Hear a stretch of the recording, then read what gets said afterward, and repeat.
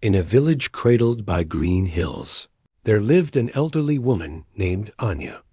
Her hair was the color of moonlight, and her face was a gentle map of a long, well-lived life. But it was her eyes that people remembered. They held a quiet light that seemed to understand everything. She lived simply in a cottage at the edge of the village, and though she had known great loss, her spirit remained an unshakable anchor of peace. The villagers, who faced the daily struggles of farming and trade, often found their way to her doorstep. When the rains failed or sickness visited, it was Anya they sought. One evening, a young mother named Leela came to her shoulders heavy with worry. "Anya," she whispered, her voice trembling, "my husband has been gone for months seeking work. The money is gone, and my children. They ask for food I cannot give them. I am so afraid." Anya gestured for Leela to sit beside her on the wooden bench. "Fear is a heavy guest to entertain, my dear," she said softly. "Tell me, what story is your heart telling you right now?" "The worst one," Leela confessed, "that he will never return. That we will be alone and forgotten." Anya placed a gentle hand on hers. "The mind is a fertile field, Leela. It will grow whatever seeds you plant in it. If you sow worry, you will harvest despair.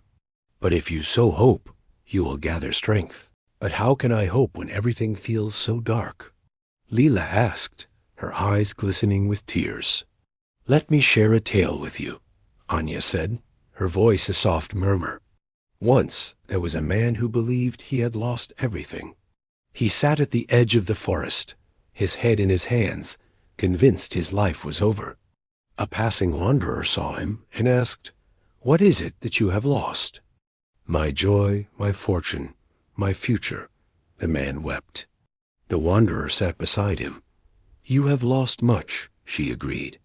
'But look, you still have your breath in your lungs, the sun on your skin, and the strength in your hands. You have not lost everything. You have only forgotten what remains.' The man looked up. He saw the towering trees, heard the birdsong, and felt the solid earth beneath him. He had been so focused on what was gone that he had become blind to what was still here. That realization didn't magically return what he had lost, but it gave him the courage to stand up and begin again." Anya turned her kind gaze back to Leela. "You see, my child, his circumstances didn't change at first, but his heart did, and a hopeful heart can endure any storm." Leela sat in silence, the story settling deep within her.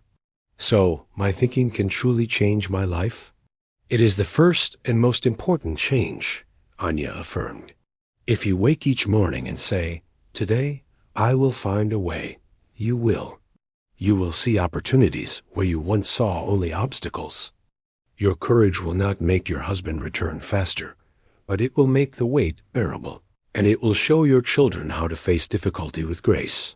Leela left Anya's cottage that day with a different kind of weight in her heart, not the crushing weight of fear, but the steadying weight of resolve. She began each morning with a simple promise: "Today, I will find one reason to smile." She tended her small garden, mended clothes for neighbors, and sang to her children at night. She chose to believe in a good outcome. Weeks later, a letter arrived. Her husband had found steady work and was sending for them. Their hardship had not vanished, but it had transformed into a path forward. When Layla shared the news, Anya simply smiled. "You see? You changed your inner world, and the outer world followed." Word of Leela's transformation spread, and more villagers came to Anya, not for miracles, but for perspective. She offered them all the same timeless wisdom. Your mind is your home.